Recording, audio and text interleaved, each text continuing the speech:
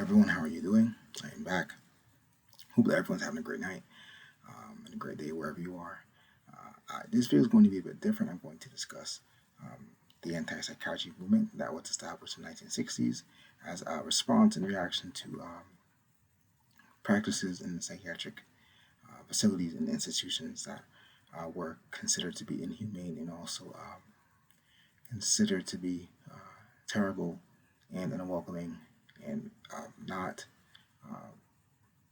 rational or righteous actions. And some common pioneers, individuals who promoted the anti-psychiatry movement was Irving Goffman, David Cooper, and Thomas Szasz. So these are just common people, probably the most famous people, I believe. But today I'm going to focus on R.D. Laing, or Ronald David Laing. He was a psychologist, I believe, from what I can remember. And he had an interesting take on schizophrenia and other mental illnesses. He did an experiment, actually, with 12 people. I believe it's a Kingsley Hall experiment, where he applied a different approach than what modern psychiatry does.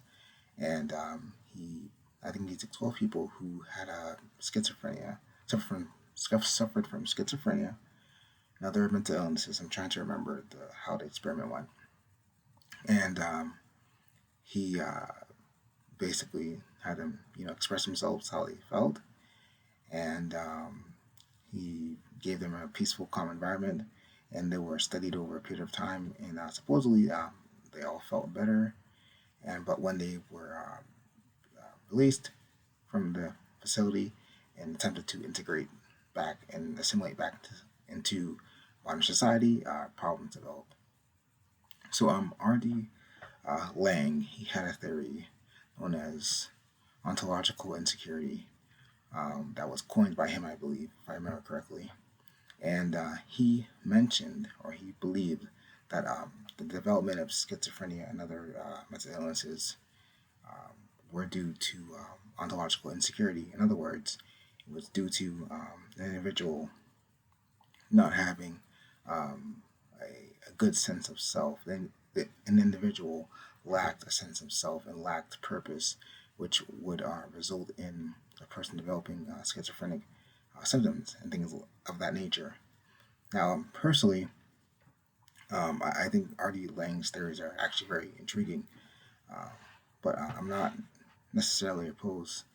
I'm not completely opposed to psychiatry or psychopharmaceuticals. I think that they have their place, but I do understand that what R.D. Laing is saying and others like him, that psychiatric community needs to be reformed. Mental health community needs to be reformed, and I think R.D. Laing also said that we need to establish deinstitutionalization. So we need to move from a very institutionalized psychiatric model in facilities to more community-based, holistic, and more warm, caring, empathetic communities. And in the description below, I will put the information down below. I will mention different individuals, and I will also provide articles and some books. There's actually a book about the history of psychiatry.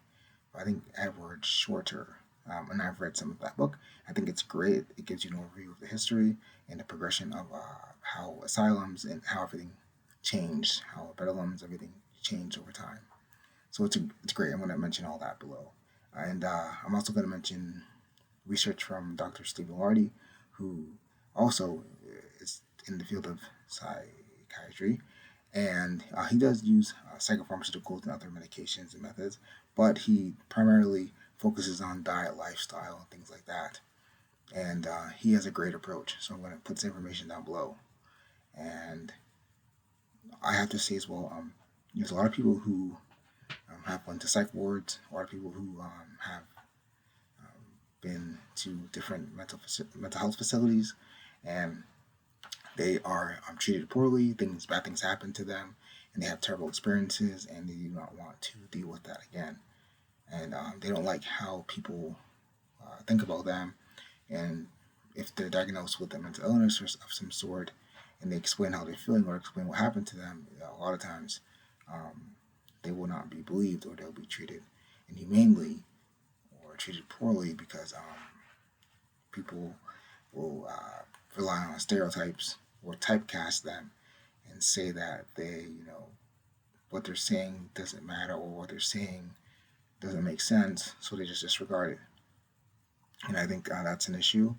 I think that we need to look at people differently, realize that everyone's human, no matter what they're going through. We're all human, and we all deserve the right to say what we have to for ourselves, express how we're feeling in a safe and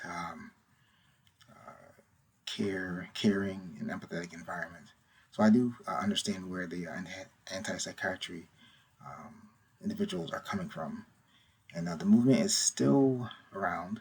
I think it just changed form over time due to differences in culture and society and science.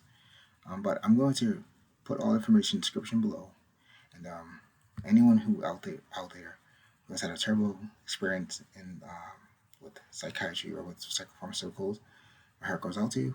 I'm sorry that you experienced that. Um, I used to take psychopharmaceuticals, so for depression, things like that. So, yeah, and I do agree with some of the other individuals in this anti-psychiatry movement who say that environment has a lot to do with how people function and their reaction to society. I think that our the modern Western world is quite not ideal. It's crippled in a sense in terms of its. I think if it's how it functions and its structure, I think needs to be improved. So I understand that. I think our society is very highly artificial and very it promotes the wrong ideals. It promotes sickness and disease as well. I think I also blame marketing for that too. But that's a whole other conversation.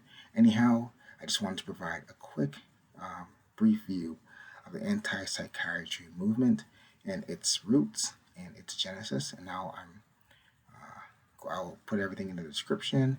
You can read, and if you struggle with mental illness or some other problem, God bless you, and remember that you're important, you matter, and that your life is worthy, and you are an important individual.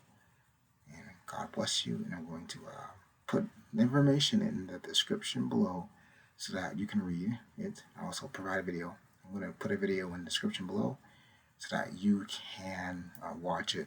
This video is a lot longer, but it provides a better explanation and in terms of its details. So, all right. Well, God bless you. I'll try to do another video soon. And take care of yourself and stay safe. And farewell. And please subscribe. Please subscribe. Thank you.